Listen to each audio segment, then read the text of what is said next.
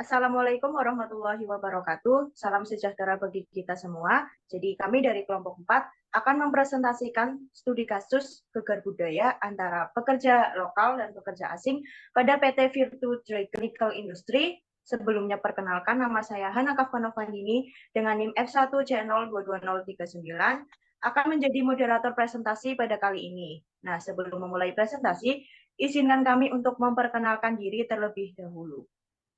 Perkenalkan, saya Irmadian Pratiwi dengan NIM F1C022008. Saya Aufa Syawalina dengan NIM F1C022014. Saya Cika Raikuwangi dengan NIM F1C022018. Saya Freska Gadisa Fama dengan NIM F1C022026. Saya Siti Handayani dengan NIM F1C022033. Dan saya sendiri Hana Kafkanovandini dengan NIM F1C022039. Oke, saya akan menjelaskan gegar budaya itu apa sih? Gegar budaya atau culture shock merupakan suatu kondisi psikologis berupa kegelisahan yang mengendap yang muncul dari kehilangannya tanda-tanda dan lambang-lambang yang familiar dalam hubungan sosial. Tanda-tanda dan lambang-lambang tersebut meliputi kebiasaan individu dalam menghadapi situasi sehari-hari dengan berdasarkan budaya mereka pribadi. Kita ketahui bahwa setiap individu memiliki budayanya masing-masing yang sudah melekat pada diri mereka, termasuk tata cara komunikasi yang telah terekam secara baik dalam benak masing-masing individu dan tidak terpisahkan dari pribadi individu tersebut. Kemudian mereka diharuskan memasuki suatu lingkungan baru dengan variasi latar belakang budaya yang berbeda yang mengakibatkan individu dengan budaya berbeda merasa asing dengan budaya orang lain. Oke, kasus ini berawal dari PT Virtu Dragon Nickel Industry yang terletak di Sulawesi Tenggara. Perusahaan ini berasal dari Tiongkok yang membuka cabang di Indonesia. Dalam perusahaan ini terdapat pekerja lokal dan pekerja asing yaitu dari Cina. Kasus ini bermula dengan adanya perbedaan budaya asing dan pekerja lokal yang membuat adanya gegar budaya. Ada juga permasalahan yang disebabkan oleh cara berkomunikasi yang mana kedua pekerja sama-sama tidak dapat berbahasa Inggris, membuat terjadinya kesalahpahaman dalam memberi arti gerakan tubuh. Masalah lainnya juga adanya perbedaan upah antara pekerja lokal dan pekerja asing. Dengan menggunakan teori ekspektasi violent yang akan menganalisis bagaimana harapan-harapan orang lokal terhadap PMA ini, serta menggunakan teori perspektif fungsional dan teori kultur approach yang akan memberikan solusi. Yang pertama ada expectancy violation theory. Expectancy violation theory sendiri merupakan sebuah teori yang mengasumsikan bahwa orang-orang memiliki harapan-harapan tertentu mengenai perilaku orang lain dalam situasi komunikasi. Dan jika harapan tersebut dilanggar, maka akan terjadi perubahan dalam penilaian mereka terhadap orang-orang tersebut. Kasus-kasus yang terjadi dalam perusahaan tersebut yaitu berupa konflik antar masyarakat setempat atau pekerja lokal dengan pekerja asing, seperti yang telah dijelaskan oleh teman saya. Lalu, apabila dipantukan dengan expectancy violation theory ini, maka dalam kasus PT FDNI atau Virtu Dragon Nickel Industry, terdapat beberapa pelanggaran yang terjadi terhadap harapan yang dimiliki para pekerja lokal atau masyarakat setempat. Antara lain yang pertama yaitu harapan masyarakat. Karyawan PT tersebut didominasi oleh karyawan lokal. Namun pada kenyataannya justru karyawan asinglah yang mendominasi. Jadi masyarakat itu berharap kalau karyawan PT tersebut itu didominasi oleh karyawan lokal. Soalnya kan perusahaan tersebut itu berada di wilayah mereka gitu ya. Yang kedua ada masyarakat atau pekerja lokal berharap para pekerja asing setidaknya dapat berbahasa Inggris apabila tidak bisa berbahasa Indonesia. Hal itu agar dapat berkomunikasi dengan baik tentunya. Namun pada kenyataannya para pekerja asing bahkan tidak bisa berbahasa Inggris. Yang ketiga yaitu kesetaraan gaji. Pekerja lokal berharap gaji mereka sebagai operator alat berat sama rata dengan gaji pekerja asing yang bekerja sebagai operator alat berat pula. Namun kenyataannya pekerja lokal hanya mendapatkan gaji sebesar 3.200.000 per bulannya, sedangkan pekerja asing 10 juta. Itu sangat kayak perbandingannya sangat jauh. Terus yang keempat yaitu penempatan lokasi pekerja. Masyarakat dan para pekerja lokal berharap memiliki kesempatan untuk memilih posisi pekerjaan yang strategis. Namun ternyata untuk posisi pekerjaan disesuaikan berdasarkan kebutuhan tenaga di masing-masing divisi, kemampuan dan juga latar belakang pendidikan.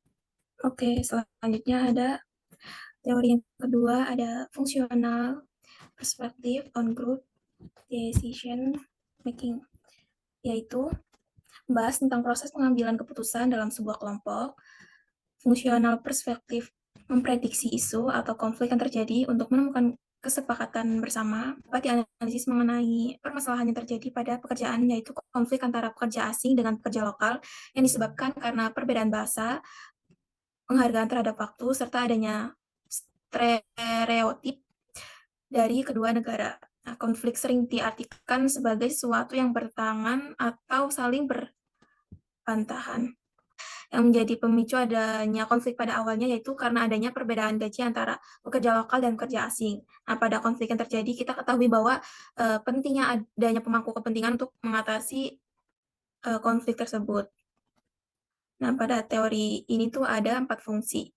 Oke, fungsi yang pertama itu ada analysis of the problem. Jadi analysis of the problem ini proses untuk mengidentifikasikan masalah dalam sebuah kelompok.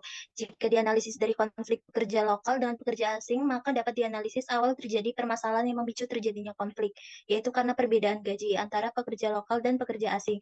Kemudian goal setting. Goal setting didefinisikan sebagai proses untuk menentukan tujuan yang akan dicapai agar keputusan berakhir sesuai kesepakatan kelompok. Melihat dari konflik yang terjadi antara pekerja lokal dan pekerja asing, kita ketahui bahwa awalnya konflik terjadi karena perbedaan gaji antara pekerja lokal dan pekerja asing, sehingga timbul stereotip di antara keduanya dan kurangnya pemahaman bahasa satu sama lain. Dengan demikian, tujuan yang ingin dicapai bersama pada dasarnya yaitu diskusi yang terbuka dan transparan untuk memastikan bahwa kebijakan upah gaji yang adil dan proporsional telah diterapkan dalam perusahaan. Kemudian ada fungsi ketiga, yaitu identification of alternative.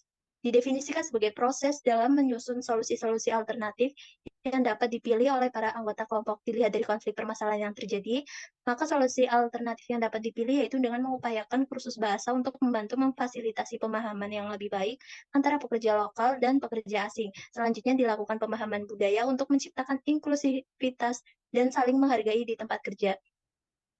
Dan tidak hanya itu, perusahaan juga harus menyadari pentingnya melibatkan pemangku kepentingan, termasuk masyarakat setempat dalam pengelolaan konflik untuk mengambil tindakan yang berkelanjutan. Dan ada fungsi yang terakhir, yaitu evaluation of positive and negative characteristic. Didefinisikan sebagai pengujian manfaat dari setiap alternatif masalah untuk dipertimbangkan manfaat positif dan negatif yang nantinya akan diperoleh. Melihat dari permasalahan yang terjadi, maka manfaat positif yang akan diterima pada solusi alternatif yang telah dijelaskan sebelumnya, yaitu antara pekerja lokal dan pekerja asing, akan saling memahami dan menghargai satu sama lain, sedangkan manfaat negatif yang akan diperoleh jika solusi alternatif di atas tidak dijalankan, maka akan menimbulkan konflik yang berkelanjutan yang membesar dan akan sulit untuk diatasi sehingga akan meninggalkan permusuhan di antara kedua negara. Selanjutnya adalah teori cultural approach to organization.